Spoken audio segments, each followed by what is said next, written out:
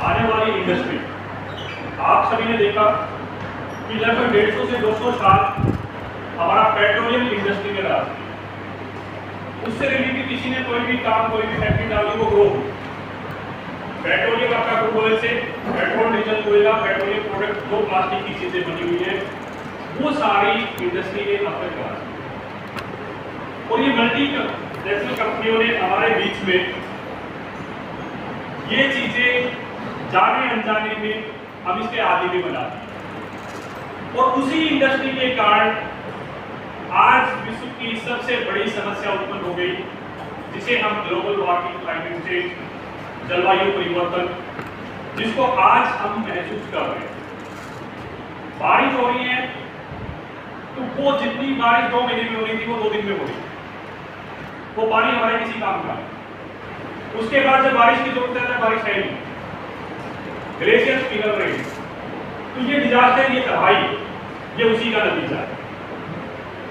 तो हम इस इंडस्ट्री के माध्यम से, जब मैं मेरी प्रेजेंटेशन के अंदर आपको प्रकृति, पर्यावरण, हमारी धरती माता, हमारे किसान, हमारे युवा, सबके लिए एक अच्छा प्रकृति के अनुकूल एक रास्ता हमारे इस बिजनेस मॉडल से रहेगा। मैं आशा करता हूं कि आपको अच्छे से मैं बता भी पाऊंगा और आप तक मैं मैसेज छोड़ने में कामयाब भी होऊंगा। तो आप सबकी इजाजत लेते हुए मैं प्रेजेंटेशन को आगे बढ़ता हूं। तो मैं आपका पुनः मीरा टीम की तरफ से हार्दिक स्वागत करता हूं। हमारी कंपनी का जन्म हमारे पूर्व राष्ट्रपति APJ अब्दुल कलाम की विचारधारा से हुआ है और इनकी विचारधारा से उस टाइम का लगा हुआ वो बीज आज एक वृक्ष का रूप ले चुका है और सही मायने में फलदार वृक्ष।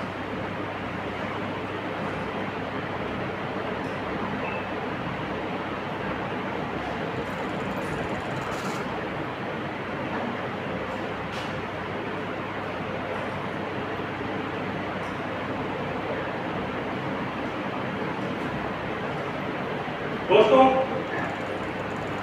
हमारे पास सिर्फ और सिर्फ एक ही धरती माता है और करोड़ों साल से, लगभग 450 साल पहले इसकी उत्पत्ति हुई। लगभग 350 साल पहले, 350 करोड़ साल पहले, 350 करोड़ साल पहले जीव की उत्पत्ति हुई। तब से लेके आज तक हमारी धरती माँ ने हमारी हर जरूरत को पूरा किया है और बार बार पूरा किया। लेकिन मात्र 150 साल, जब से औद्योगिक क्रांति की शुरुआत हुई है, लाखों करोड़ों जीवों में से एक जीव मनुष्य ने औद्योगिक क्रांति के नाम पर फॉसिल फ्यूल, पेट्रोल, डीजल, कोयला, जीवाश्म ईंधन की शुरुआत की।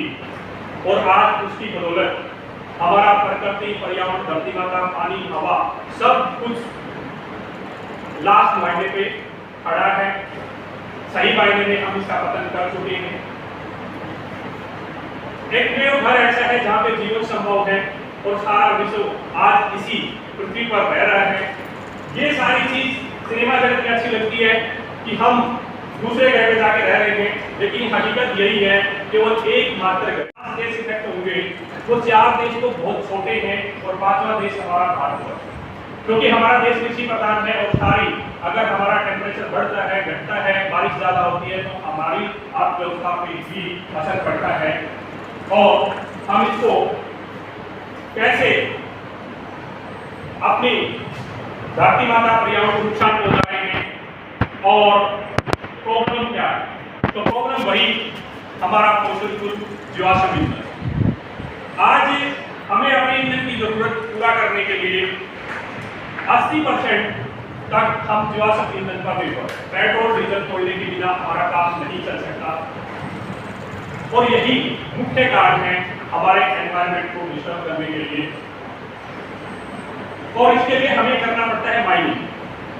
जैसे हम माइनिंग करते हैं, सही मायने में हम आने वाली पीढ़ियों के लिए और अपने लिए गड्ढा हो, एक आत्महत्या के बराबर। और केवल क्रूड ऑयल के अंदर हम बात करते हैं तो सिर्फ पेट्रोल, डीजल, कोयला की बात करते हैं, लेकिन ऐसा नहीं है। सारे पेट्रोलियम प्रोडक्ट्स जो हैं वो आपका, चाहे वो प्लास्टिक है, रबड़ है, पेंट है, ये सारे इसके पेट्रोलियम प्रोडक्ट ही इसका एक हिस्सा है। और ये जब हम यूज करते हैं डेली रूटीन के अंदर, हम कुछ दूध से लेके हमारी वेस्ट से लेके सब केमिकल हैं, जो कपड़े पहनते हैं इसमें भी केमिकल है, पेंट है वो केमिकल है, प्लास्टिक जो सारी चीजें हैं ये केमिकल्स हैं। और ये केमिकल्स जब हम यूज करने के बाद फेंक देते हैं तो यही कचरे के रूप में जमा हो जाते हैं। लेकिन इसमें एक ही समस्या है कि पेट्रोलियम प्रोडक्ट का विघटन नहीं होता। ये हजारों हजारों साल वैसे ही एनवायरमेंट के अंदर रहते हैं, जो हमारी हवा, पानी, वायु, जल सबको ये दूषित करते हैं। और जो हमारे बीच में आज सबसे ज्यादा जो चैलेंज आया हुआ है कैंसर, ये कैंसर फार्मिंग ये भी हमारे पेट्रोलियम की ही देन है। और आज इससे कोई गांव, कोई परिवार शायद भी इससे प्रभावित ना हो। और ये कुछ हमारी आदतें, हमारे अपने गुनाह ऐसे हैं कि आज हम कोई उद्योग लगाते हैं तो उससे होने वाले इफेक्ट्स के बारे में हम नहीं सोचना, नहीं समझना चाहते।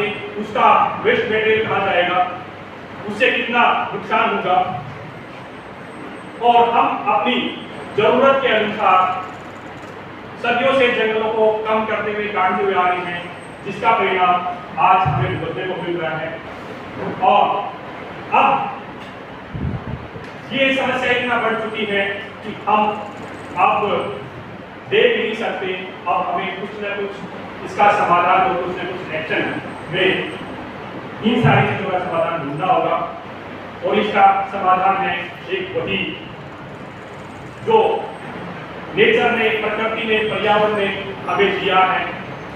आज भी हमारी प्रकृति के अंदर वो सारा सोल्यूशन है कि हमें लगने वाला ईंधन, ऊर्जा, हमें लगने वाली हर चीज हमारी प्रकृति हमें, हमारी धरती माता हमें मुहैया करा सकती है।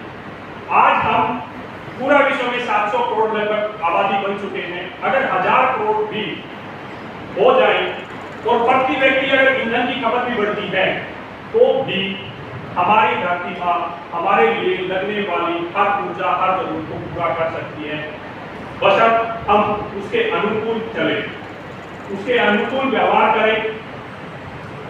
और इसके लिए हमें दो काम करने होंगे। पहला, प्रकृति के अनुरूप चलकर हमें हर पेट्रोलियम पदार्थ को रिप्लेस करना। जो चीज हमारे एनवायरमेंट को हानि पहुंचा रही है वो चीज हमें बदलनी होगी। और ये क्षमता हमारी प्रकृति, पर्यावरण, धरती माता के अंदर है। दूसरा, ये समस्या इतनी गंभीर है, अगर आप और हम इसके लिए चिंता कर रहे हैं तो इससे समाधान नहीं। हमें ज्यादा से ज्यादा लोगों को इस मूवमेंट में जोड़ना होगा, एक अवेयरनेस लगानी होगी, लोगों को चेताना होगा कि ये आने वाले टाइम में जो हम भाग दौड़ कर रहे हैं वो किसके लिए, आने वाली पीढ़ियों के लिए। और आने वाली पीढ़ियों के लिए जरूरी क्या है उसको हम तबाह करें। तो इसके अंदर हमें ज्यादा से ज्यादा लोगों को अपने साथ जोड़कर एक आंदोलन चलाना होगा। ये लोग जब इसको समझेंगे तो पेट्रोलियम प्रोडक्ट्स को रिप्लेस हम करेंगे। हम किसी चीज को रिप्लेस करने के लिए उस प्रोडक्ट का मैन्युफैक्चरिंग तो कर सकते हैं, लेकिन किसी को यूज करने के लिए बाध्य नहीं कर सकते। यूज वही करेगा जिसको समझ आए। और हमें ये इस मूवमेंट के जरिए सारे लोग इससे जोड़ने हैं और एक एज ए कस्टमर भी। लेकिन ये जब अपनी आदत, अपना प्रोडक्ट बदले तो इनको लगना चाहिए, अगर ये पॉलिथीन छोड़ के अगर दूध की खेती हमारी ले रहे हैं तो इनको लगना चाहिए कि मैं प्रकृति, पर्यावरण को बचाने के लिए, अपनी आने वाली पीढ़ियों को बचाने के लिए मैं अपना योगदान दे रहा हूं। तो इसके लिए सॉल्यूशन जो आपके लिए ये सारी जो प्रॉब्लम थी, इनका सॉल्यूशन मीरा क्लीन जूस लिमिटेड आपके बीच लेके आया है। मीरा क्लीन जूस लिमिटेड के बारे में मैं इनके डायरेक्टर्स के बारे में बात करूं तो हमारे डॉक्टर श्याम शिवाली गोलक, जिन्होंने MBBS किया, MS किया और महाराष्ट्र के कॉलेज जो इंडिया के टॉप कॉलेज के अंदर है उसमें गोल्ड मेडलिस्ट थे। इनके टीचर्स के मार्गदर्शन में इनको बताया गया कि आप पढ़ाई में अच्छे हैं तो आप MD करें और सुपर स्पेशलिटी फर्टिलिटी आप अमेरिका से सुपर स्पेशलिटी करें। और उसी राह में चलते हुए इन्होंने एमडी बैंक में इनका एडमिशन हुआ, लेकिन इनके मन में कुछ अलग हटके करने का इरादा था और उसी के तहत इन्होंने आईएएस करने का रास्ता। इन्होंने सोचा कि मेरे पास और समझाया कि इस फॉसिल फ्यूल को रिप्लेस करना बहुत जरूरी है अगर आने वाली पीढ़ी हमें बचानी है। तो ऐसा नहीं है कि आप केवल इसको प्रकृति पर्यावरण सेवा के एनजीओ की तरह नहीं, जो इसको रिप्लेस करेगा वो उतना ही बड़ा बिजनेस भी होगा, क्योंकि आज भी नंबर 1 कोई सेक्टर है तो विश्व का नंबर 1 कोई सेक्टर एनर्जी सेक्टर, और बाकी आपका मेडिकल साइंस, होटल्स लाइन, ये प्रॉपर्टी, सारा रियल एस्टेट, ये सारा थर्ड और फिफ्थ सेक्टर में। तो उनके जहन में ये बात आई और उन्होंने उसी टाइम से इसको मिशन के रूप में ले लिया और तब से लेके आज तक इनकी जर्नी स्टार्ट है। जब इन्होंने ये प्रण कर लिया कि मेरे को बायोफ्यूल सेक्टर के अंदर काम करना है, तो इन्होंने अपने ग्रो डीजल एक कंपनी ली, सेंट्रल साइंटिस्टों का एक ग्रुप है, उनके साथ मिलकर आर&डी किया, इस सब्जेक्ट को सीखा और लोगों को अवेयर किया। हर जगह ये जाते थे जहाँ पे उद्योगपति की कॉन्फ्रेंस होती थी, स्टेट लेवल पे होती थी, वहां पे जाके सेमिनार देते थे कि आप और हम जो कर रहे हैं वो गलत कर रहे हैं, इसको बदलना होगा। लेकिन कोई बदलाव के लिए तैयार तब तक नहीं होता जब तक उसको जरूरी नहीं किया जाता। इसी कड़ी के बीच में इनका जो साथ दिया डॉक्टर नरेश यादव, ये इनके बचपन के फ्रेंड हैं और इन्होंने भी एमबीबीएस एमएस किया। डे 1 से ये इनके साथ है, पेट्रोकेमिकल से गोल्ड मेडलिस्ट है। ये बिट्स पिलाने से इन्होंने अपना बीटेक करके आईएम को देहरादून से एक सबसे पहले बायोफ्यूल्स पे देहरादून से दिल्ली एक फ्लाइट उड़ाई गई थी और ये मैं उस टीम का हिस्सा थी। तो ये आपको डायरेक्टर्स हैं, ये कॉमर्स में मिडिल फैमिली से हैं, पढ़े लिखे हैं, अगर ये चाहते तो ये अपनी लाइफ को सेट कर सकते। सर अभी इन्होंने आईएएस बन हुए, सिविल सर्विस में अभी रिजाइन किया है, तो ये चाहते तो अपने सारे सपने पूरे कर सकते हैं, लेकिन उन्होंने वो रास्ता चुना जो हमारे आने वाली पीढ़ियों के लिए जरूरी है, हमारे लिए जरूरी है, प्रकृति पर्यावरण को बचाने के लिए जरूरी है। तब से जब इन्होंने 10 साल की जर्नी के अंदर अलग अलग प्रोग्राम किए, लोगों को अवेयर किया, समझाया, लेकिन उसका नतीजा नहीं निकला, तो इन्होंने एक बात समझ में आई कि अगर हमें ये वाकई ही बदलाव लेके आना है तो हमें उसके लिए रास्ता अपनाना पड़ेगा बिजनेस, क्योंकि आज भी विश्व का नंबर 1 कोई सेक्टर है, कोई एनर्जी सेक्टर है और हर तहसील की जरूरत है 300 से 500 ton per day fossil fuel. आपका जीवाश्म ईंधन पेट्रोल डीजल कोयले के रूप, और ये पेट्रोल डीजल कोयला आज हमारी जरूरत, हमारी जिंदगी सही मायने में इसके ऊपर चल रही है। आपके तहसील के अंदर लगने वाला ट्रांसपोर्टेशन फ्यूल, इंडस्ट्रियल फ्यूल अगर हमें बदलना है, अगर हमें इसका सोल्यूशन देना है, तो आपको वो चीज पैदा ही करनी है। आप पेट्रोल डीजल कोयले के बदले उद्योगपति क्या यूज करे, आप क्या यूज करें, तो उसके लिए इन्होंने जो रास्ता चुना वो सस्टेनेबल वे से हम उस तहसील के अंदर ये लगने वाली ईंधन, इसकी जरूरतों को पूरा करें। हम उस तहसील के अंदर लगने वाला ईंधन हम सस्टेनेबल वे से बायोफ्यूल, बायोसीएनजी, बायोकोल, इन सारी चीजों से उसका पूर्ति करें और उसी इंफ्रास्ट्रक्चर में हमारे उद्योगपतियों को, हमारी गाड़ियों को, हमारे इंफ्रास्ट्रक्चर को चेंज ना करना पड़े। जो इंफ्रास्ट्रक्चर है बस उसी के अंदर हम अपना फ्यूल्स चेंज कर सकते। तो इसी के तहत हमें हर तहसील के अंदर एक सस्टेनेबल स्टार्टअप स्टार्ट करना है और ये स्टार्टअप अपनी तहसील की हर जरूरत को पूरा करे, सस्टेनेबल वे से, प्रकृति के अकॉर्डिंग, और ये अपनी तहसील के अंदर लगने वाले जीवाश्म ईंधन को रिप्लेस करेगा। एलपीजी को हम रिप्लेस कर सकते हैं कोयले से जो चीजें चलती हैं उसको हम रिप्लेस कर सकते हैं। ये बायोकोल कुकिंग स्टोव से, ट्रांसपोर्टेशन फ्यूल जो हमारा पेट्रोल डीजल से जो वाहन चल रहे हैं वो सारी चीजें हम सीएनजी से कन्वर्ट, बायो सीएनजी से कन्वर्ट सकते हैं। इंडस्ट्री को लगने वाला फ्यूल और पावर प्रोजेक्ट को लगने वाला कोयला भी आप और हम मिलकर बना सकते हैं अपनी जैसे। हम बनाएंगे तो हम इसको सप्लाई करेंगे तो इनको तब जाके सॉल्यूशन मिलेगा। सही है सर? दूसरा, हम सब बातें करते हैं केमिकल्स फ्री प्रोडक्ट की, केमिकल्स रहित खेती की, तो उसके लिए भी हमें इन केमिकल्स को रिप्लेस करना पड़ेगा और किसान को देना पड़ेगा एक रिच कंटेंट खाद जिसके अंदर कार्बन अच्छी गुणवत्ता हो। आप सब अच्छी तरह से जानते हैं कि जैविक के नाम पे किसान के साथ होता है। अगर किसान को अच्छी खाद मिलेगी, हर किसान वो तैयार नहीं कर सकता, लेकिन अगर उसे अच्छी खाद मिलेगी तो हमारी धरती माता उसको रखेगी नहीं, कई गुना पैदा करेगी और उससे जो प्रोडक्ट तैयार होंगे वो प्रोडक्ट आपको हम के घर तक पहुंचेंगे तो हम कैंसर जैसी बीमारी से भी मुक्ति और उससे मुकाबला कर रहे हैं। आज हम बात कर रहे हैं पेट्रोल प्रोडक्ट के रिप्लेस के लिए, इसके लिए भी हमें हर तहसील के अंदर MCL startup product sustainable products का निर्माण करना होगा और ये प्रोडक्ट्स हम प्रकृति के अनुकूल बना सकते हैं। जो चीज प्लास्टिक से बनती है वो प्रकृति के अनुकूल तैयार हो सकती है। ये बेम्बो प्रोडक्ट है, बेम्बो से लगभग 20,000 तरह के प्रोडक्ट बन सकते हैं और टोटली प्लास्टिक को रिप्लेस किया जा सकता है। और इसमें अगली कड़ी के अंदर में क्या करना है, ज्यादा से ज्यादा लोगों को इस मूवमेंट में शामिल करना है। उसके लिए क्योंकि आप जो प्रोडक्ट कर रहे हैं वो सस्टेनेबल प्रोडक्ट है, इनका रॉ मटेरियल आपका किसान दे सकता है, प्रकृति दे सकती है।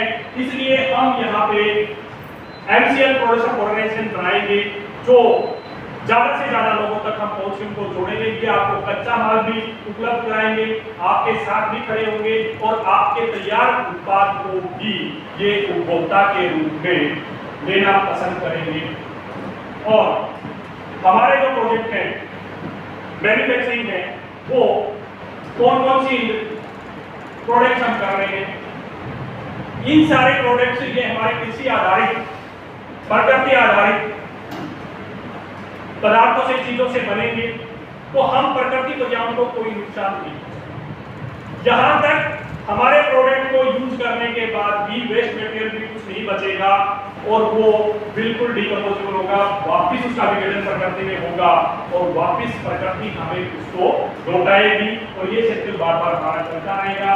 इसी के तहत हमारा जो पहला इंडस्ट्री जो काम करेंगे हम एग्रीकल्चर वेस्ट से आपका ब्रिकेट्स, पैलेट्स, बायोकोल तैयार होगा जिसको हमने ब्रांड नेम एम्पोल दिया है और इसी से एग्रीकल्चर वेस्ट से सीएनजी गैस तैयार होगा। और ये सेकंड, किसान धरती माता प्रोडक्ट्स को उगा सकते हैं लेकिन उन प्रोडक्ट की कीमत उनको मिले।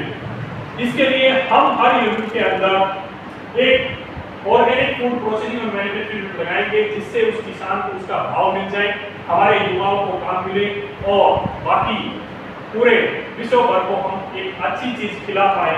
ये हमारा ऑर्गेनिक फूड प्रोसेसिंग रहेगा। इसके बाद आज हर बंदा चाहता है कि मुझे अच्छा खाना मिले।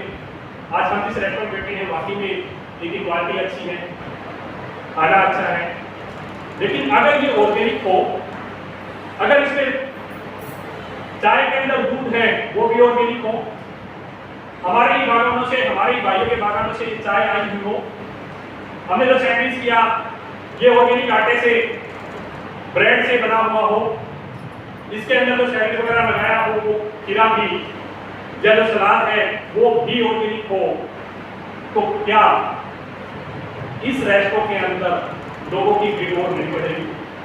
तो ये हमारा एम कैफे, लेकिन ये करेगा कौन? खाना तो सब चाहते हैं लेकिन हमारे पास एक प्लेटफॉर्म ऐसा होना चाहिए जिसके अकॉर्डिंग ये सारी चीजें हम कर पाए। बगैर सिस्टम के हम नहीं चल सकते।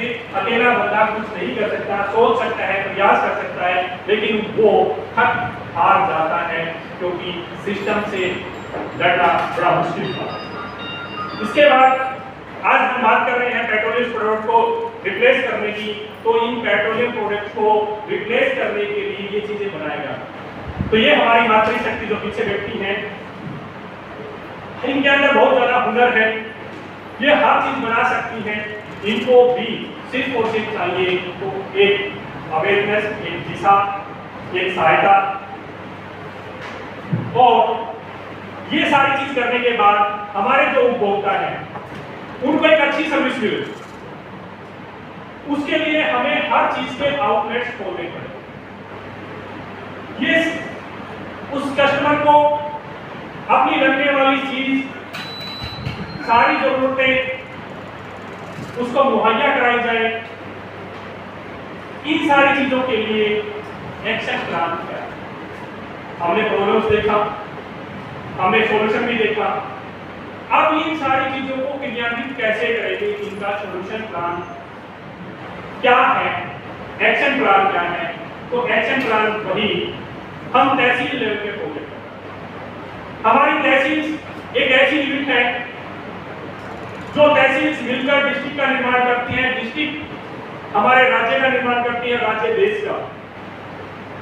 और इससे नीचे जाएं तो हमारी तहसील गांव से मिलकर बनी है और गांव हमारे किसान से, हमसे, आपसे मिलकर गांव बनी। तो ये तहसील सही मायने में यूनिट है हमारे गांव से और देश की उन्नति और हमारा गांव समृद्ध होगा, हमारे गांव के अंदर समस्या खत्म होगी, तभी किसी भी प्रॉब्लम का समाधान भी होगा हमारे देश की अर्थव्यवस्था। हमें हर तहसील के अंदर एक सस्टेनेबल स्टार्टअप का स्थापना करनी है। उस के लिए उनका जो कार्य होगा तहसील लेवल पे हमने एक इंटरव्यू को चुना जो कि आप लोग इसके लिए आए हुए हो। आप लोग हर गांव के अंदर एक चैनल पार्टनर बनाएंगे जिसका नाम रखा है एमवीपी, एमसीएल विलेज प्रोजेक्ट। ये एमवीपी हर गांव का एक प्रतिनिधि होगा अमूल मॉडल पे। जैसे आप अमूल मॉडल पे गांव में दूध इकट्ठा होता है, वो फार्मर्स को कनेक्ट करता है, वहां से दूध लेता है और कोसी यूनिट तक भेजता है। इसी तर्ज पर आपको सस्टेनेबल प्रोडक्ट के लिए लगने वाला रॉ मटेरियल वो किसान ही आपको उपलब्ध कराएगा। किसान से वो माल लेके और आपकी कोसी यूनिट आप तक पहुंचाने के लिए ये एमवीपी है। दूसरा, आपने जो चीज उत्पाद तैयार किया वो उत्पाद भी गांव तक भेजने के लिए एमवीपी काम करेगा। आपका तैयार माल भी एमवीपी आपके गांव के अंदर, घर के अंदर पहुंचाएगा। ये हमारा लक्ष्य यही है, कार्य यही है कि हम एक एमवीपी हर गांव के अंदर अपॉइंट करें। जो शहरों के अंदर जो भाई रहते हैं, ये हम एमवीपी वार्ड लेवल पर एक हमारे इंटरप्रेन्योर की नियुक्ति करेंगे और ये हमारे घर घर तक, अपने वार्ड में, अपने गांव में, घर घर तक ये अवेयरनेस लेके जाएंगे, हमारे प्रोडक्ट्स के बारे में भी बताएंगे और प्रोडक्ट का निर्माण भी कराएंगे और कच्चे माल को भी उपलब्ध कराएंगे। और हमारी अचीवमेंट इसके बारे में, हमारा मिशन और मूवमेंट कहां तक पहुंच गया, तो हम आज 16+ स्टेट्स के अंदर पहुंच चुके हैं। हम 900+ हमारे स्टार्टअप्स शुरू हैं और उनमें आज 32 लाख फार्मर्स जुड़े हुए हैं। 14 हमारे एमपोल के पैलेट्स के यूनिट चल रही हैं। 84 एमपोल्स का हमारा एग्रीमेंट हो चुका है और 10 अगस्त से पहले 10 यूनिट हमारी 4 पैलेट्स की लगने जा रही है। एक हमारा एमसीएनजी प्रोजेक्ट जो वर्ल्ड की सबसे बेस्ट टेक्नोलॉजी के साथ सीएनजी गैस बना रहा है, वो हमारा कोलार महाराष्ट्र में आरडी प्रोजेक्ट रन है। और 59 जगह पे हमारे एमसीएनजी के प्रोजेक्ट कंस्ट्रक्शन के अंदर है। इस फाइनेंशियल ईयर के अंदर हम 50+ सीएनजी प्रोजेक्ट और 250 प्रोजेक्ट एमपोल के चलाने के लिए प्रॉफिटेबल। हम इनके साथ हमारे प्रकृति पर्यावरण को बचाने के साथ साथ हम अपने देश के लिए एक बहुत बड़ी अर्थव्यवस्था का निर्माण करें। हमारा देश, हमारा भारतवर्ष प्रकृति पर्यावरण जिसके अंदर रिसोर्सेज इतने रिच है, कहीं पे इतना पानी, खेती योग्य भूमि, इतने लोग और इतने स्किल्स किसी के पास, किसी भी देश के अंदर नहीं। कमी है तो सिर्फ और सिर्फ एक चीज की, वो है दिशा की, एक मूवमेंट की, एक साथ आने की और इन रिसोर्सेज को सही मायने में इस्तेमाल करना। हमारा देश जब से सभ्यता का निर्माण हुआ है,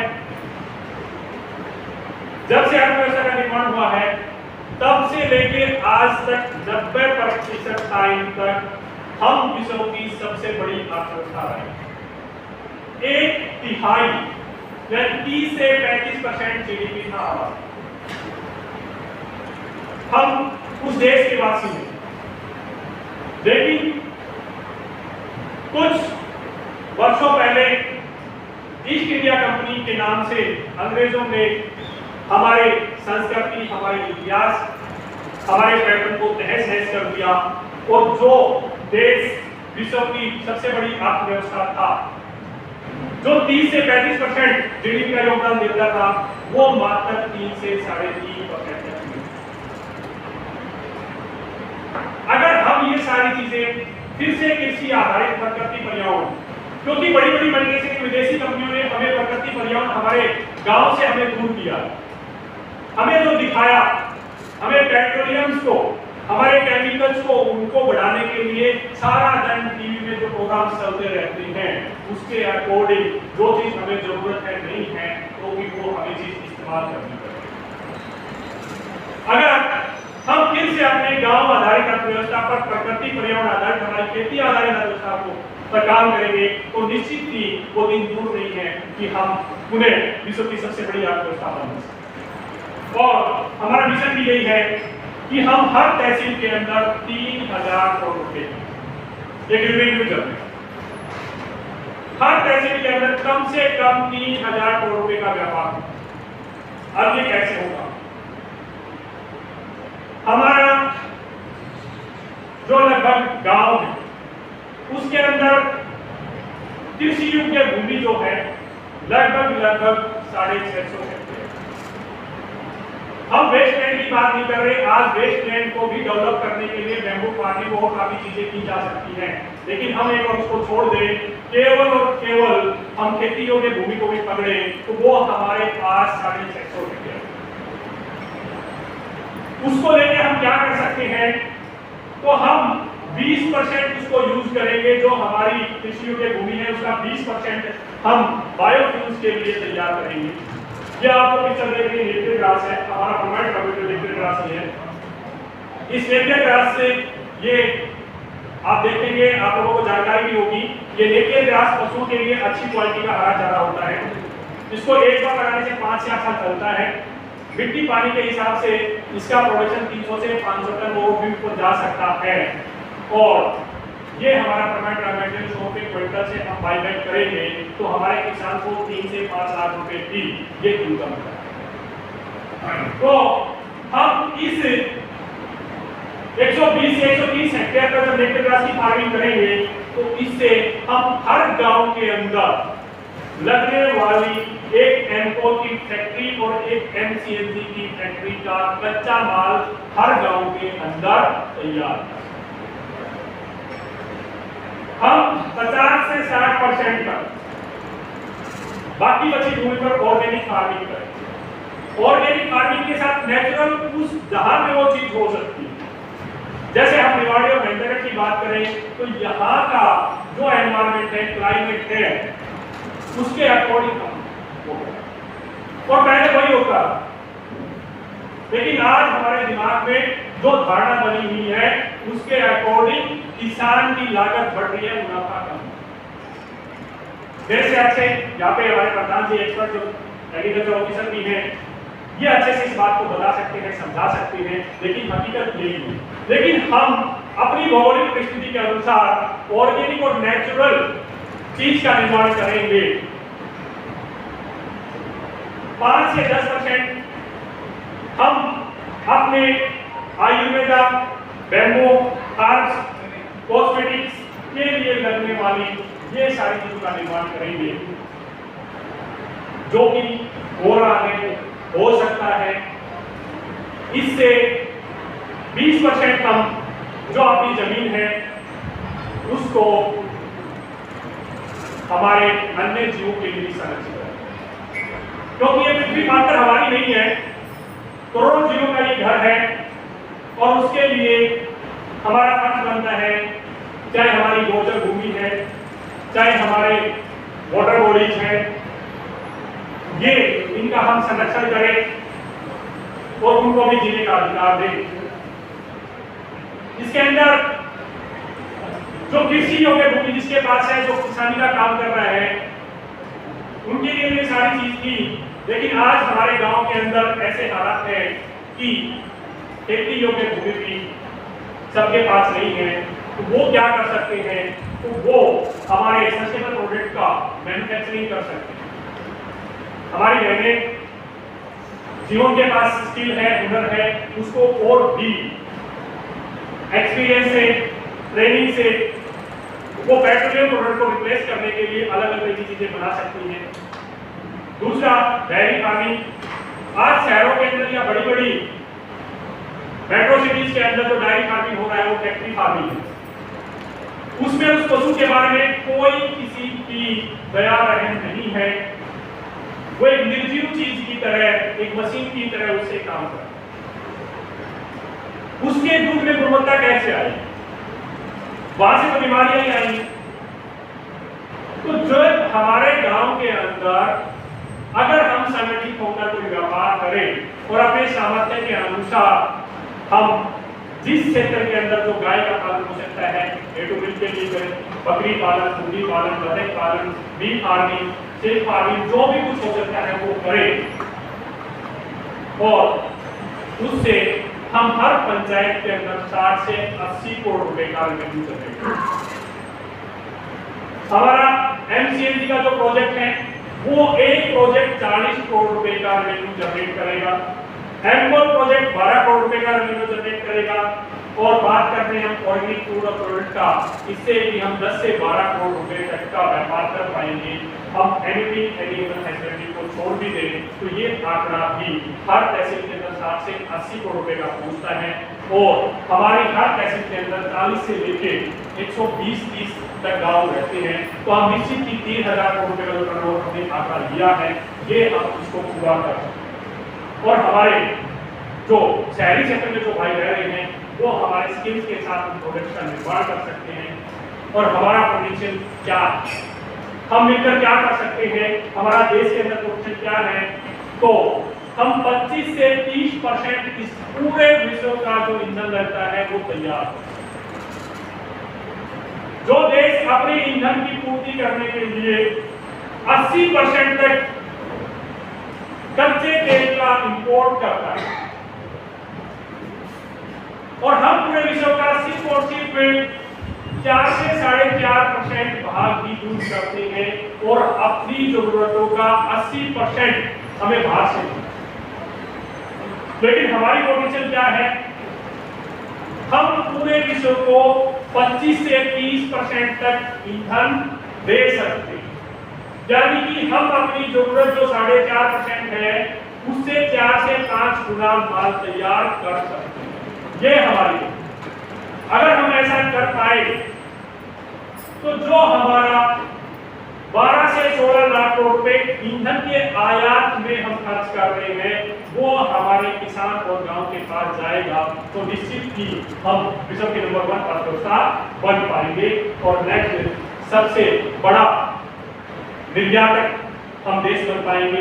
आज रशिया 10% पूरे विश्व का निर्यात कर रहा है ईंधन, तो उससे हम 2 से 3 गुना बड़ा होता है। और जो आज एक ऑर्गेनिक फूड्स की, बायोमैन्योर की, जैविक खाद की बात हो रही है, तो आप लोगों ने भली भांति देखा है कि कुवैत हमारे राजस्थान से गोबर को इम्पोर्ट करता है। उन देशों का और भी बुरा हाल है, उन्होंने केमिकल्स को यूज करके उनकी धरती, उनकी जमीन खराब हो चुकी है। हमारे पास ये पोटेंशियल है क्योंकि हमारे एमसीएनजी प्लांट से, एग्रीकल्चर वेस्ट से जो सीएनजी गैस तैयार होगी, उसके बाद कुकिंग गैस तैयार होगी, और थर्ड जो हमारा बचेगा वो बचेगा हमारा जैविक खाद बायोमेथेनॉल। उसके अंदर 30% कार्बन होगा। आप अच्छे से जानते हैं, अच्छे से समझते हैं कि जो हम गोबर यूज कर रहे हैं वो खाद में कन्वर्ट होने में टाइम लगता है, वो गुणवत्ता नहीं होती इसके अंदर। और अगर हम 30% कार्बन दे रहे हैं तो ये सॉइल कंडीशनर है उस जमीन की सेहत सुधारने के लिए पूरे विश्व को हम सप्लाई करते हैं। ये पोटेंशियल हमारा आयुर्वेदा, ये हमारा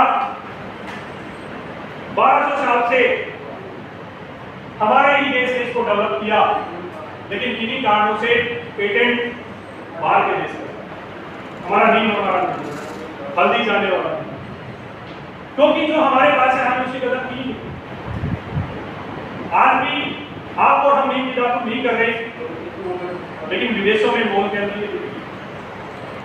तो ये आयुर्वेदा आज पूरा, खासकर कोरोना काल के अंदर कोई आशा नहीं करती तो ये आयुर्वेदा था, और ये आयुर्वेदा की पोटेंशियल हमारे देश के अंदर है, ये विज्ञान हमारे अंदर है, हम पूरे विश्व को इसमें सप्लाई कर सकते हैं। हम पूरे विश्व के अंदर पेट्रोलियम प्रोडक्ट की जगह सस्टेनेबल प्रोडक्ट्स का निर्माण करके 20% तक हम पूरे विश्व के अंदर इसको बेच सकते हैं। ये कार्य आज भी हो रहा है। हमारे हैंडीक्राफ्ट, हमारे सस्टेनेबल प्रोडक्ट्स को अमेज़न हमसे लेके 50 से 70 हजार करोड़ रुपए में विदेशों में इसका व्यापार है, लेकिन वो पैसा हमारे पास नहीं आता। आप लोग इसकी स्टडी करेंगे या आप लोगों को अच्छे से पता है, जो कीमत हमारे यहाँ पे नहीं है, प्रदर्शनी के अंदर विदेशों से जो लोग आते हैं उसको काफी महंगा वो खरीदते हैं। अगर वो चीज उनको घर बैठे वहां पहुंचा दिया जाए तो भी वो उसी रेट में उसको खरीदते हैं। और इसी बदली पे अमेज़न 50 से 70 हजार करोड़ रुपए केवल हमारे हैंडीक्राफ्ट और इन प्रोडक्ट के जरिए कमा। और इन सारी चीजों के मार्फत जब हम 3000 करोड़ रुपए का रेवेन्यू जनरेट करेंगे अपनी तहसील के अंदर, तो 1 रुपया जब हमारे किसान के पास आता है तो वो उसका 10%, 10 पैसे अपने बच्चों की जरूरत पे, पढ़ाई लिखाई पर, खेती बाड़ी पे, माँ बाप की दवाई पानी पे, कुछ अपनी घरेलू जरूरत की वस्तुओं खरीदने पे करता है। तो ये सारी चीजें 1 पैसा अर्थशास्त्री बताते हैं कि 8 से 2 बार रोटेट होता है, तो हमारा 3000 करोड़ रुपए लगभग उस तहसील के अंदर 25 से 27 हजार करोड़ रुपए की जीडीपी जनरेट करती है। और हमारे पास आज ऐसी 300 तहसील हैं देश भर के अंदर जहां पे खेती योग्य भूमि है, और उन तहसील के अंदर ये प्रोजेक्ट हमारे चल सकते। उन प्रोजेक्ट के अंदर जब हम 3000 करोड़ रुपए का रेवेन्यू जनरेट करेंगे तो निश्चित ही हम जो विश्व की सबसे बड़ी अर्थव्यवस्था बनेंगे।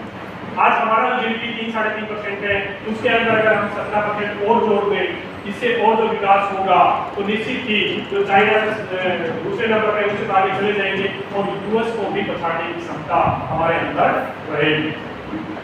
और हमारा एम भी यही है कि हम वर्ल्ड की सबसे बड़ी अर्थव्यवस्था बने, और इसके लिए हम अपनी हर तहसील को सुजलाम सुफलाम बनाना चाहते हैं।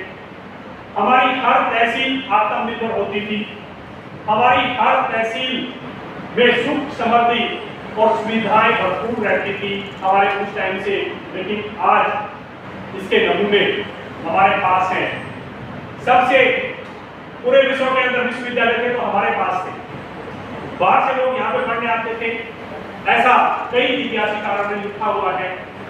और आज भी हमारी उस कला के नमूने आपके सामने है। ये हमारा मंदिर उत्तराखंड के अंदर कितने डिजास्टर आते हैं वहां पर ये स्थित है।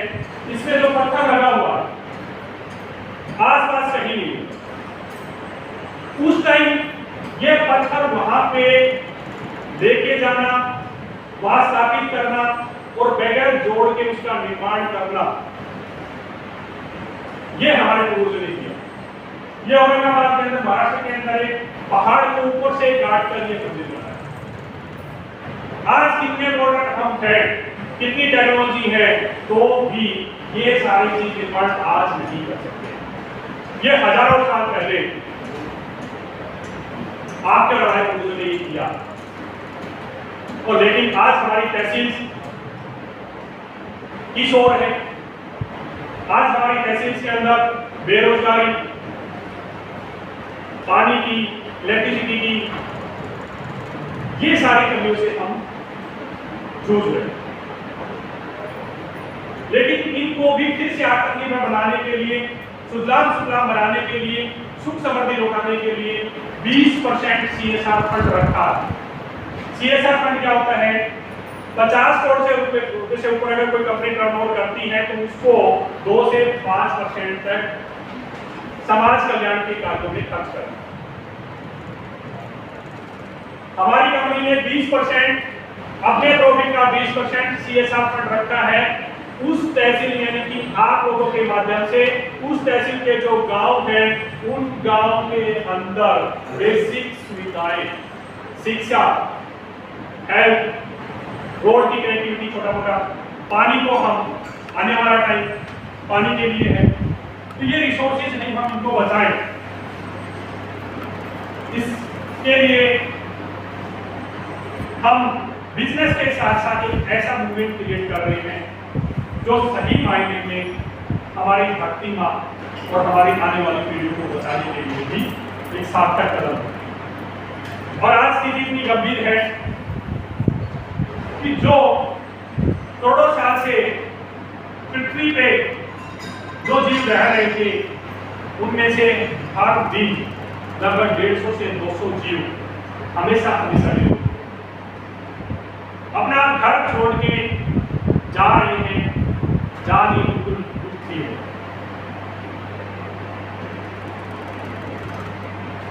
दूसरा, आप NCR के अंदर खासकर रेवाड़ी वाले बैठे हैं, इस NCR का फायदा बखूबी दूसरे वे में भी महसूस कर रहे हैं।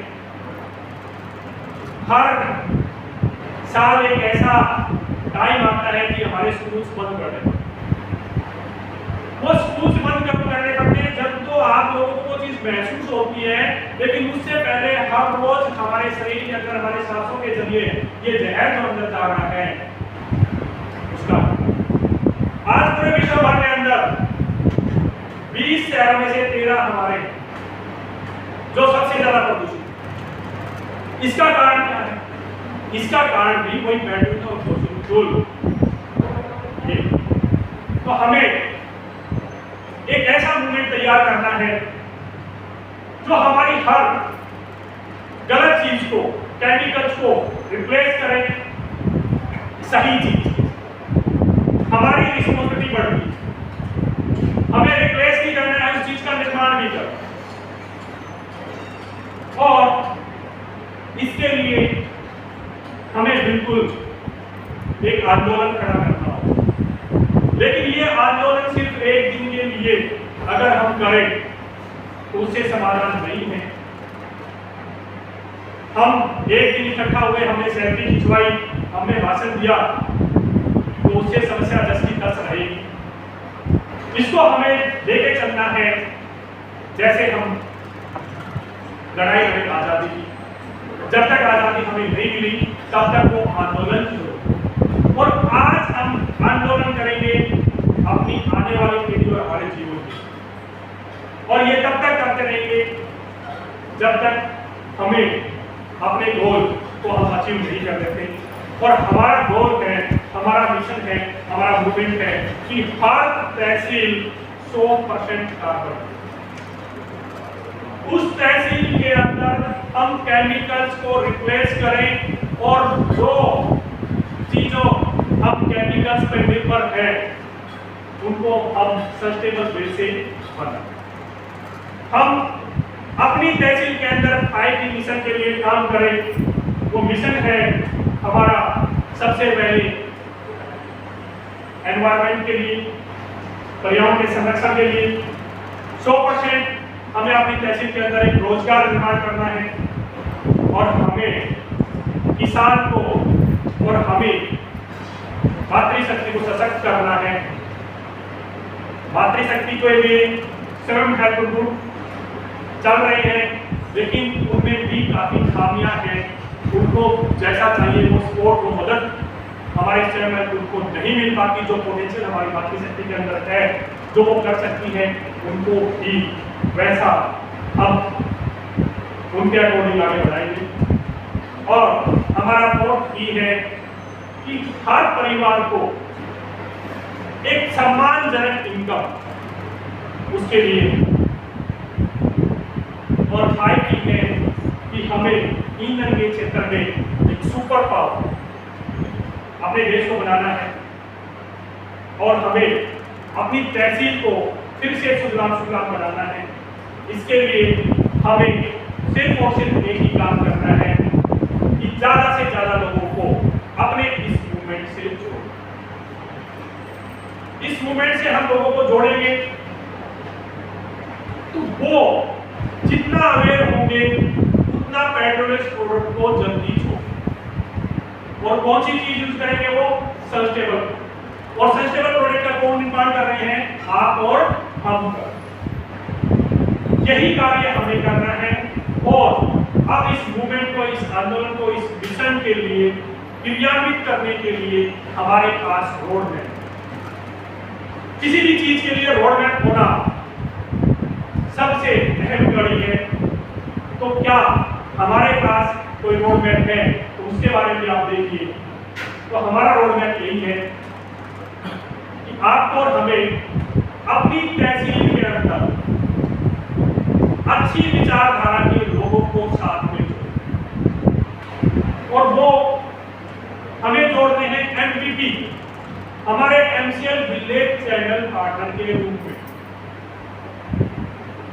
ये विलेज लेवल चैनल पार्टनर हमारे ग्राम उद्योजक, हमारे वार्ड लेवल उद्योजक, ये अपने गांव के अंदर अपनी गांव 5T मिशन के लिए काम,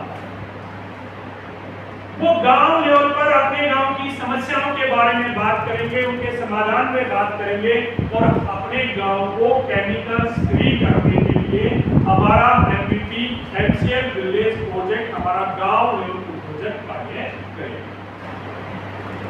और ये जैसे हम आध्यात्मिक आस्था के लिए जैसे 11/12 को हम खाटू श्याम धाम जाते हैं, गाँव को पितर को बनाते हैं, अपने गांव में डेरे एक पर्टिकुलर दिन पर हम जहाँ पे जाते हैं, वैसे ही हमें अपने गांव के अंदर सप्ताह के एक दिन अपने गांव के लिए गांव की समस्या और समाधान के ऊपर बात करेंगे। वो चर्चा होगी, चर्चा से कोई नतीजा और समाधान जरूर निकल के आएगा। तो हमारा मूवमेंट यही है कि हमें हर विलेज लेवल पे एक ऐसा चैनल पार्टनर यूज करना है जो अपने गांव का हितैषी हो, गांव के लिए यूज करना चाहता हो और अपने गांव के अंदर वो हफ्ते के अंदर 1 घंटे का टाइम निकालकर अपने गांव की समस्या और समाधान के बारे में। जब ऐसा हम करेंगे तो हम अपनी तहसील का कोना कोना, गांव गांव उसको जोड़ पाएंगे और ये मूवमेंट चलेगा। तो जैसे हमने पोलिया का उन्मूलन किया था, वैसे ही हम पेट्रोलियम प्रोडक्ट को रिप्लेस कर पाए। पोलियो में हमने क्या किया? 5 साल के बच्चे को साल में 2 बार दवाई पिलाई और कंटिन्यू 10 साल तक पिलाई जब तक वो पोलियो खत्म हो। अगर हम इसको समस्या मानते हैं, अगर आप पेट्रोलियम प्रोडक्ट को रिप्लेस करना चाहते हैं तो उसको लिए समाधान एक दिन के अंदर नहीं हो सकता। लोगों को सालों साल से आदत लगी हुई है, उस आदत को छुड़वाना, उसको एक नया विकल्प देना, उसको एक प्रोडक्ट देना, लेकिन ये संभव होगा, हो सकता है अगर हम इस रोड मैप से गांव के कोने कोने तक पहुंचे। और ये आपके पास एक स्वीडन की लड़की है, ये 15 साल इसकी उम्र थी इस टाइम। जैसे हमारे दिल्ली के स्कूल्स बंद होते हैं तो वहाँ पे भी 2 दिन के लिए बंद किया गया। इस लड़के को पूछा गया, इस लड़के ने पूछा कि स्कूल क्यों बंद है। उन्होंने बताया कि ऐसे ऐसे डिजास्टर आने वाला है, जलवायु परिवर्तन, क्लाइमेट जो चेंज हो रहा है उसके लिए रेड अलर्ट है, आपके स्कूल बंद। तो उसने उसके बारे में समझा, जाना ये है क्या ग्लोबल वार्मिंग, क्या क्लाइमेट चेंज है। जब इसको पता लगा, इसको महसूस हुआ कि ये हमारे जीवन से संबंध है, तो इन्होंने हर शुक्रवार को अपने स्कूल के बाहर क्लास से बाहर बैठना शुरू कर दिया स्कूल। और फिर वो वहां की पार्लियामेंट के बाहर अकेली लड़की हर शुक्रवार को स्कूल छोड़ के बाहर बैठती। ऐसा वो बार बार करती है। बार बार हम कोई काम को करते हैं तो 1 से 2 का ध्यान जाता है और वो मूवमेंट क्रिएट होता है। मात्र 1 साल के अंदर इस लड़की ने पूरे विश्व का सबसे बड़ा आंदोलन क्रिएट किया, क्लाइमेट चेंज ग्लोबल, क्योंकि ये पर्पज सीधा सीधा हमारे जीवन से, हमारे पीढ़ियों से जुड़ा है। तो ये कार्ड बहुत बड़ा है, इसलिए लोगों ने इसका साथ दिया और फॉरवर्ड की लिंक में ये 100 वुमेन्स के अंदर शामिल है। तो एक ये छोटी लड़की एक मूवमेंट को क्रिएट कर सकती है और इसने पूरे विश्व का ध्यान आकर्षित किया क्लाइमेट चेंज के लिए। आप और हमारे पास तो पूरा रोड है। आप ऐसा मानिए जैसे कोरोना फिर से फैल गया और दवाई से आप जो आप वाकई में ही ये दवाई तैयार कर रहे हैं और ये दवाई ही हमारे आने वाली पीढ़ियों और कठिन मुद्दों को बचा सकती है। लेकिन आप भी थोड़ी सी असमंजस में हो कि हम बुलाए तो बिजनेस के लिए थे और ये बातें कुछ और ही हुई थी। तो सर हमारे सर यूपी से आए, एमपी से भी आए हुए हैं, तो बुलाया तो एक अच्छी खासी इंडस्ट्री के लिए था। बिजनेस सही मायने में किसी समस्या का समाधान ही बिजनेस है। समस्या जितनी बड़ी हो उसका समाधान जितना बड़ा होगा वो बिजनेस भी उतना ही बड़ा होगा। जैसे आप ये स्क्रीन पे देख रहे हैं ओला, क्या ओला के पास अपनी खुद की गाड़ियां हैं? बता दो, मैं काफी देर बोलते बोलते। तो इन्होंने क्या किया, इन्होंने एक समाधान दिया, कस्टमर को वो गाड़ी को कनेक्ट कर। बड़े शहरों के अंदर जब किसी को बाहर जाना होता था, बस स्टैंड, रेलवे स्टेशन या आपका एयरपोर्ट, वो बंदा घर से बाहर निकलता था, वो टैक्सी को, ऑटो को रुकवाता था, उसकी मर्जी होती थी वहां पे जाएगा फ्री जाएगा, रेट कितना लेगा, सुबह का, दिन का, रात का अलग अलग रेट। इस समस्या को उन्होंने आइडेंटिफाई किया और एक एप्लीकेशन के माध्यम से सिर्फ कस्टमर और गाड़ी को कनेक्ट किया और आज ये किसी परिचय की मोहताज नहीं है और हजारों करोड़ रुपए की। दूसरा अवयव, आप और हम इस समस्या से बिल्कुल वाकिफ रहे होंगे, कहीं न कहीं घूमने गए होंगे, तो हम 4-5 दोस्त जाते थे तो एक बंदे को बेड के पास बैठा देते, चारों अलग रास्ते, मैं जाता हूँ, जिसको होटल अच्छा मिलेगा वो आके रिपोर्ट देता रहा, फिर डिसाइड करके बाद। लेकिन आज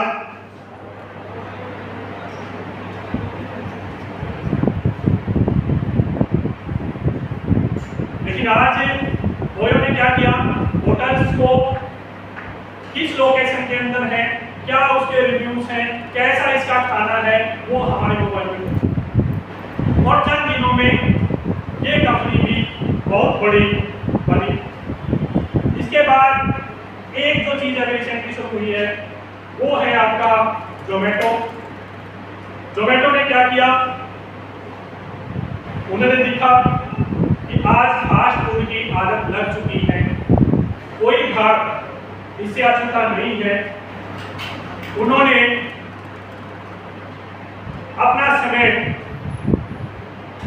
बचाने के लिए एक ऐसे डिलीवरी वो फास्ट फूड को आपके घर तक पहुंचाने का माध्यम बने। और आपको यकीन नहीं होगा, जब ये आईपीओ लेके आए तो इनका -3,000 करोड़ रुपए का बैलेंस। जो धंधा -3,000 करोड़ रुपए है, क्या उसमें पैसा लगाओगे आप?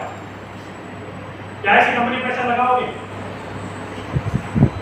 लेकिन इनकी कंपनी में पैसा लगा और 9,000 करोड़ रुपए इनको मिले जब आईपीओ आया, क्योंकि इन्होंने जिस नब्ज को पकड़ा था, जो ये समाधान दे रहे हैं, जो नेटवर्क इन्होंने डेवलप किया, उसके बगैर काम नहीं चल सकता। आज इस होटल का अगर खाना है तो आप 10 किलोमीटर चल के यहाँ आओगे तो उसमें आपका समय और ईंधन की जो खपत हुई,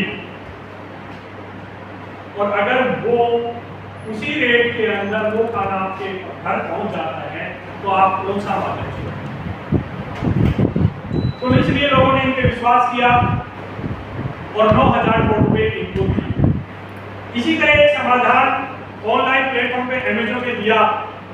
आप सभी भलीभांति जानते हैं कि अमेज़न के पास कोई मैन्युफैक्चरिंग यूनिट नहीं है, कोई प्लेटफॉर्म है जो हमारे लिए एक हर चीज को उपलब्ध करा रहा है, अवेलेबल करा रहा है, और ये आज वर्ल्ड की टॉप 10 कंपनियों के साथ। तो क्या आप भी इसी तरह का समाधान दे रहे हैं और आप क्या कर रहे हैं? मैं चाहूंगा कि आने वाले स्लाइड्स काफी इंपॉर्टेंट है, तो आप थोड़ा सा ध्यान इस ओर लेके आइए। तो हम क्या कर रहे हैं और आप मिलकर क्या करेंगे? तो आप अपनी तहसील के प्रमोटर, हमारे तहसील लेवल चैनल पार्टनर आप बनोगे। MCL सस्टेनेबल स्टार्टअप्स जो हर तहसील के अंदर एक स्टार्टअप शुरू करेगा, उसके जरिए हमारा रोड मैप जो है, हमने जो मूवमेंट क्रिएट करना है, आप उस तहसील के लगभग 29,000 हेक्टेयर 50,000 से लेकर 2 लाख फैमिली का नेतृत्व करा। ये रिसोर्सेज आपके पास होंगे तो आप इनके साथ मिलकर क्या कर सकते हैं? तो आप इनके साथ मिलकर उस तहसील के अंदर जो आपके पास रिसोर्स है, जो आपके पास जमीन है, मैनपावर है, जो फैमिलीज है, हम बायोफ्यूल्स का निर्माण करें।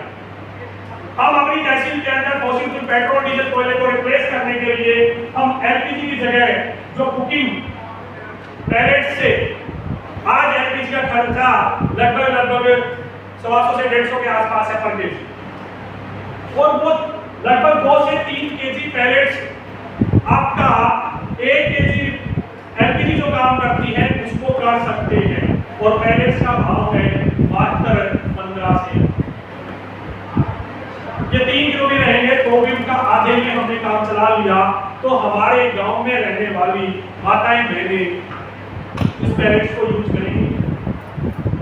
इसके बाद आपका हर तहसील के अंदर जो ट्रांसपोर्टेशन फ्यूल है, आपकी रिक्शा से लेकर ट्रक तक, आपकी कार से लेकर हवाई जहाज तक, वो सारा हम तैयार करेंगे। आपकी फैक्ट्रियों को लगने वाली ऊर्जा ईंधन, इसका निर्माण हम करेंगे। और यहाँ तक जो पावर प्रोजेक्ट्स हैं, गवर्नमेंट ने इसमें भी काफी, आप लोग बैठे हैं इनको नॉलेज होगा कि गवर्नमेंट ने जैसे टेक्नोलॉजी ब्लेंडिंग हम करते हैं, इसी तरह पावर प्रोजेक्ट के अंदर बायोकोल ब्रिकेट्स को 5 से 20% तक ऐड करना है। इसके बाद पूरा विश्व खाना खाना चाहता है, प्रोडक्ट चाहता है, लेकिन सच्चाई ये है कि पूरे विश्व भर के अंदर सिर्फ और सिर्फ 3 से 5% ओरिजिनल माल, बाकी 97% वही झोल माल है। मार्केटिंग में, ब्रांडिंग में आज आप और हम बैठे हैं, इसमें कुछ गांव से भी है, कुछ शहरों से भी है, लेकिन गांव से तो कहीं ना कहीं है। कौन गांव, कौन घर ऑर्गेनिक है। वही 3% बताएंगे, मैंने तो बोला ना 3 से 5% बोला, लेकिन आप कितने में दोगे? आप अपनी बेटी को दे दोगे, लेकिन दूसरा तो कोई मिला। तो ये हमारे पास ये सारी चीजें बहुत तैयार करेंगे उस तहसील में, आप और हम मिलकर ही करेंगे। और आइए ना हमारे हार्ट्स बैंको प्रोडक्ट्स, इनमें आज काम हो रहा है, लेकिन इनमें काम कौन कर रहा है? आज ये कंपनियां काम कर रही हैं। ये कंपनियां जो आप देख रहे हैं, हमारे जो प्रोडक्ट है ये हमारा किसान तैयार करता है, और लेकिन इसका माल कौन लूट रहा है? हमारी ये कंपनी। आप कुछ भी प्रोडक्ट ले लो, आपको डाबर का, बैद्यनाथ का, पतंजलि, श्री श्री, ये सारी चीजें ये कंपनियां व्यापार करती। क्या इन प्रोडक्ट्स के अंदर कोई रॉकेट साइंस है? क्या आप और हम तैयार नहीं कर सकते? हमारा किसान हर चीज तैयार कर सकता है, लेकिन उसको समस्या है उसकी मार्केटिंग की ब्रांडिंग। आप ये हर्ब्स और कॉस्मेटिक आपको सबको पता है कि तुलसी, नीम, एलोवेरा, ये कॉस्मेटिक्स हर्ब्स के ऊपर काम करते हैं। मैं आप लोगों से जानना चाहता हूं, क्या किसी गांव में किसी भाई का नीम दिखा है आज तक? देखिए हमारी बहन जी बता सकती है, क्या कोई अब ऐसा प्रोडक्ट आ रहा है जिसमें नीम ना हो? फेस वॉश से लेके क्रीम से लेके सब में नीम आ रहा है, एलोवेरा भी आ रहा है, ये आ रहा है बिल्कुल, और किन कंपनियों का आ रहा है? ये लोटस, हिमालय, आयुष, ये सारी कंपनियां आप देखोगे तो 10,000 से लेके 1 लाख करोड़ रुपए तक।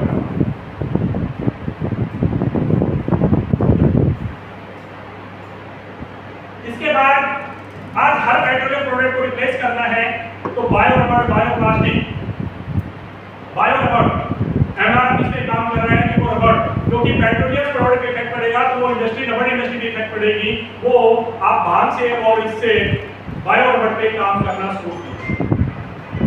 हम हर फैक्ट्री नहीं लगा सकते, लेकिन हमारा किसान जहां पे पॉसिबल है वो बायो रबर्स का उत्पादन कर सकता है और हम एनवायरमेंट को सप्लाई कर सकते हैं। ये पोटेंशियल आज हमारे पास। आज एक नया इंडस्ट्री डेवलप हो रहा है, आज जिसके पास ज्यादा पैसा है वो उतना ही बीमारियों से डरने लगा है, और पेट्रोलियम प्रोडक्ट में केमिकल्स हैं, हमारे पेंट्स के अंदर केमिकल्स हैं। आप बड़े बड़े होटल्स के अंदर जाएंगे तो आपको इको फ्रेंडली फर्नीचर बैंको का, आपको 7 स्टार होटल के अंदर ये हमारे पेंट्स केमिकल्स वाली चीजें नहीं। अब हमारा पेंट का जो इंडस्ट्री चेंज हो रहा है, हमारा हर्बल पेंट, वैदिक पेंट को आधारित ये पेंट्स, इसका भी 40,000 करोड़ रुपए का व्यापार है, लेकिन इसका कच्चा माल किसके पास?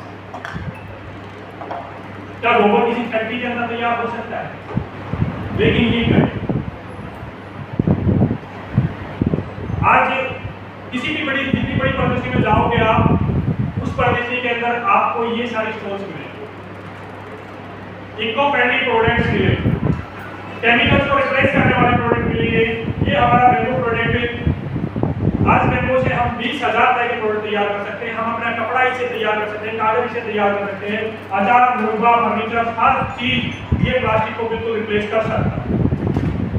और इसके बाद है ऑर्गेनिक एनिमल हस्बेंड्री।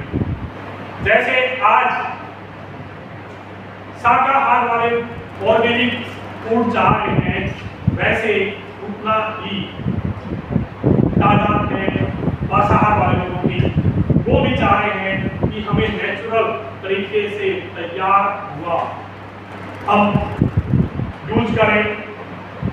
आज देसी गाँव मिल्क, इसके नाम पे ब्रांडिंग हो रहा है, लेकिन यकीन मानिए देसी गाय का पालन कोई नहीं। क्या आप और मिलके हम गांव के अंदर गाय का पालन नहीं कर सकते? अगर रिवाड़ी के अंदर हमारा दूध बिक्री हो जाए, एक मिल्क रिवाड़ी के अंदर 100 से 120 रुपए जाएगा, ज्यादा भी होगा।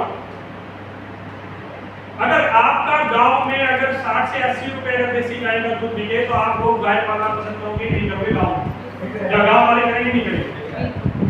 लेकिन वो बिक रहा है जिसको बेचना आता है, हर बंदे का नहीं बिक रहा। लेकिन हर बंदे का बिकना लग जाए तो क्या ज्यादा से ज्यादा गाय और दूध उत्पादन नहीं हो सकता? जैसे अमूल मॉडल में हर गांव, आपके गांव के अंदर आपके पास 1 पाव दूध है, आधा किलो दूध है, तो आप अगर उसको बेच सकते हैं हर रोज, शहर में जाके हर रोज हर बंदा नहीं बेच सकता। इसी की तरह हम बकरी पालन, भेड़ पालन, मधुमक्खी पालन, silk farming, organic poultry, animal husbandry, fish farming, ये सारी चीज करेंगे। उस तहसील के अंदर आपके पास पोटेंशियल है, अपने लोगों को साथ लेके उनको दिशा देके, उनकी हेल्प करके, उनको एजुकेट करके, ट्रेनिंग करके ये सारी चीज निर्माण कर सकते हैं। उस तहसील के अंदर उन चीजों का निर्माण होगा तो वो आपकी उस तैयार प्रोडक्ट को अगर महाराष्ट्र भेजना है तो कौन भेजेगा? आप ही भेजेगा। हमारा रिवाड़ी का प्रोडक्ट रिवाड़ी के अंदर नहीं बिक सकता क्योंकि यहाँ जो भाव वाले हैं उस चीज का, यहाँ पे उस चीज की अधिकता है। लेकिन दूसरे स्टेट्स के अंदर अगर हम अपनी बाजरे की बात करें तो हमारा महेंद्रगढ़, रेवाड़ी और भिवानी का एरिया के अंदर बाजरा हो सकता है तो राजस्थान का बेल्ट लगा लीजिए। अब बाजरा मिलेट के रूप में जाना जाने लगा। क्या आप और हम हरियाणा के अंदर बाजरे को 100 रुपए किलो बेच सकते हैं? और मुंबई के अंदर जहां पे यहाँ पे बाजरे ने कोई पूछता, इसी तरह जहां पे कुटकी, गोदरा, रागी वगैरह जहां पे हो रही है वहां तो कोई बोलेगा पूरे के वाले हो आप पूरे शाम में चावल लेगा वहां तो शाम में बाजरा के कितने रुपए मिले? 1700 रुपए मिल रहे। और जड़े शाम को होंगे अभी कौन सा जगह डेवलप हो रहा है? आज मैंने बताया कि 20 स्टेट्स के अंदर हम हैं। हमारे जहाँ पे जो चीज प्रोडक्शन हो रहा है यहाँ पे हम कोशिश यूनिट लगाएंगे और ये पूरे देश के अंदर, क्योंकि हर तहसील के अंदर आप भी आज यहाँ बैठे हैं, 4 से 5 राज्यों के लोग बैठे हैं। उस तहसील का माल जितना जरूरत है वहां रहेगा, बाकी दूसरी तहसील में चल रहा है। उस उद्योगपति को क्या करना है? अपने गांव की जो टीम बनाई है, विलेज में जो चैनल पार्टनर है उसको बुलाना है और उसको बताना है कि भाई मार्केट के अंदर जो रागी है या कोई मसाले हैं इसका भाव ये है, ये दिल्ली से आता है, इसके अंदर मिक्सिंग होता है। लेकिन नागौर से हमारे पास एक साहब आए, उन्होंने बताया कि जो मसाले वहां पे हो सकते हैं वो कहीं नहीं हो सकते। एमडीएच वाला ज्यादातर वहां से लेता है, बाद में मिक्सिंग कहीं और करता है। तो उस भौगोलिक परिस्थिति के अकॉर्डिंग जो चीज वहां पे पैदा है वो हमारे पास आए तो वो क्या हमारे गांव की जरूरत नहीं है? क्या हमारे गांव में उसकी बिक्री नहीं होगी? पैसा तो तीन ही तरह से आएगा, या तो किसी चीज को मैन्युफैक्चरिंग करेंगे, या सर्विस देंगे, या सेल्स करेंगे। और सेल्स किसकी कर रहे हैं? इन प्रोडक्ट्स का निर्माण कौन कर रहा है? आप और हम कर रहे हैं। चाहे हमारी बहनें करें, गांव वाला इंटरप्रेन्योर करे, चाहे आपका विजन कुछ है, तो सही मायने में आपको एक प्लेटफॉर्म दिया जा रहा है जिसमें आपके पास हजारों एजेंसीज आपके पास होंगी नेचुरल ऑर्गेनिक प्रोडक्ट्स की, और आपकी तहसील के अंदर जो रिसोर्सेज हैं उन रिसोर्सेज से आप अपने गांव और अपने लोगों का भला करके उन प्रोडक्ट को बाहर भेज पाएंगे। तो ये सारी चीज होगी तो आप और हम मिलकर एक तहसील से बिल्कुल 3000 करोड़ रुपया जो लक्ष्य तय किया गया है उससे कहीं ज्यादा करेंगे। अगर इसके अंदर 20% तक प्रॉफिट माने तो आप और हमारा लगभग 600 करोड़ रुपए का प्रॉफिट होगा। उस 600 करोड़ रुपए के प्रॉफिट में 10% आपकी इक्विटी रहेगी, 20% CSR फंड दिया जाएगा, तो आप अपने परिवार के और अपने सपने पूरे। आपको हमें कितनी गाड़ियां लेनी चाहिए? एक ही, रहने के लिए एक ही घर, बाकी तो सारी चीजें होगी। लेकिन जो 20% CSR फंड दिया जा रहा है जिसके माध्यम से आप अपने गांव की शिक्षा, स्वास्थ्य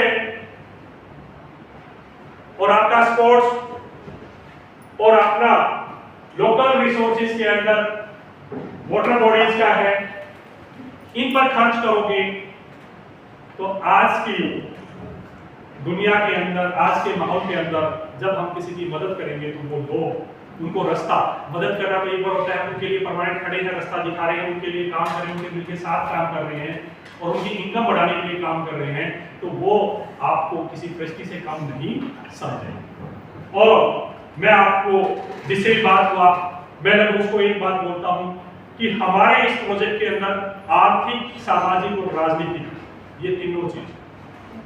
आर्थिक, आप लोगों ने जो व्यापार जिस इंडस्ट्री के साथ चल रहे हैं वो इंडस्ट्री आने वाले 200-300 साल चलेगी, पीढ़ियां दर पीढ़ियां चलेगी। ना खाना कम हो सकता है, ना पकाना कम हो सकता है, ना ये सारी चीजें कम हो सकती हैं। तो इन सारी चीजों के साथ टीवी स्क्रीन पे जो चीजें आती हैं, हमारे मातृशक्ति आचार स्वयं एग्रो के थ्रू बना रहे हैं, लेकिन इनका आचार टीवी में दिखने वाला एवरेस्ट और एमडीएच कम करना नहीं कर सकता, क्योंकि सुबह से लेकर शाम तक एक ही चीज दिखाएगा। साबुन लगाओ तो ये, क्रीम लगाओ तो ये, बिस्किट खाओ तो ये, पियो तो बॉर्नविटा, हॉर्लिक्स। तो एमसीएल का रोल क्या है? आपके लगने वाले प्रोजेक्ट का जो फंड्स लगेगा, इंफ्रास्ट्रक्चर पे जो खर्च होगा, वो सारे पैसे की व्यवस्था एमसीएल आपके लिए करेगा। आपने जो चीज का प्रोडक्शन किया, उस प्रोडक्शन को मार्केट देने का काम, मार्केटिंग, ब्रांडिंग, वो एमसीएल करेगा। आपके प्लांट्स को अपडेट करने का काम, आपको ट्रेनिंग देने का काम, आपको सपोर्ट, आपका हेल्प करने का, ये सारा काम एमसीएल करेगा। और अब आता है हमारा लास्ट फेज कि आप और हम इससे कैसे जुड़ सकते हैं।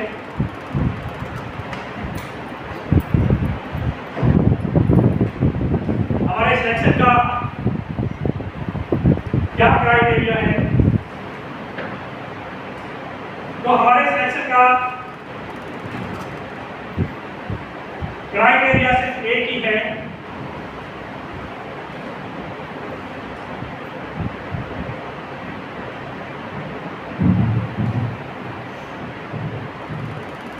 और उस क्राइटेरिया के अंदर हमें एक तहसील से सिर्फ एक राइट पर्सन को अपना चैनल पार्टनर बनाना है, जिसके अंदर अभिलाषा हो प्रकृति पर्यावरण के लिए कुछ करने का, अपने किसान के लिए, अपनी धरती माता का ख्याल रखना उतारने, उसके अंदर अभिलाषा हो खुद को आगे बढ़ाने की, एक उद्योगपति, एंटरप्रेन्योर बनने की। एक राइट पर्सन हमें अपनी तहसील से चाहिए, वो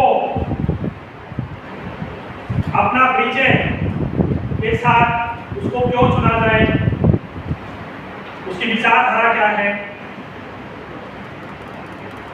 उसके बारे में हमें एक सीवी देगा। सबसे जरूरी है वो उस तहसील से लोकल पर्सन होगा, वो उस तहसील को समझने वाला, जानने वाला होना चाहिए, उस तहसील से उसका लगाव होना चाहिए। उसके बाद उसका एक इंटरव्यू होगा, इंटरव्यू के अंदर उनकी कैपेबिलिटी, लीडरशिप क्वालिटी, उनकी अभिलाषाएं, उनकी इच्छाएं, उस क्राइटेरिया के अंदर वो क्या हमारे एमसीएल के मिशन और विजन को कनेक्ट करता है। और आपके सिलेक्शन के बाद आपको एक 10 लाख रुपए अपनी तहसील का डिपॉजिट सिक्योरिटी मनी मिलता है। अभी इसके अंदर जो चेंजेस आया है वो आज सुबह ही हमें अनुमति मिली है। इसमें जो 10 लाख रुपए नॉन रिफंडेबल लिखा हुआ है, इसको रिफंडेबल कर दिया है। बशर्ते वो बंदा टाइम पास के ना आए, वो सारी बात को समझ के आए, और इसका लॉकिंग पीरियड कम से कम 2 साल का रखा जाएगा। यानी आप इस चीज को अच्छे से समझ के हमारे मिशन और विजन को साथ देने के लिए कम से कम 2 साल का विजन बना के अब ये रिफंडेबल रखा गया है और इसी के साथ मैं इस प्रेजेंटेशन खत्म करता हूँ और मैं आपसे आह्वान करता हूँ कि हमारी प्रतिभा और हमारी आने वाली पीढ़ियों को बचाने के लिए आप इस मुहिम को अच्छे से समझे जाने। अभी हम चाय के साथ या चाय के बाद आप लोगों में जो भी आपका संबंधित प्रोजेक्ट से रिलेटेड आपके कोई क्वेश्चंस हैं उनके बारे में हम बातचीत कर सकते हैं। तो आप सभी ने इतना टाइम दिया सुना, उसके लिए बहुत बहुत धन्यवाद। जय हिंद, जय हिंद।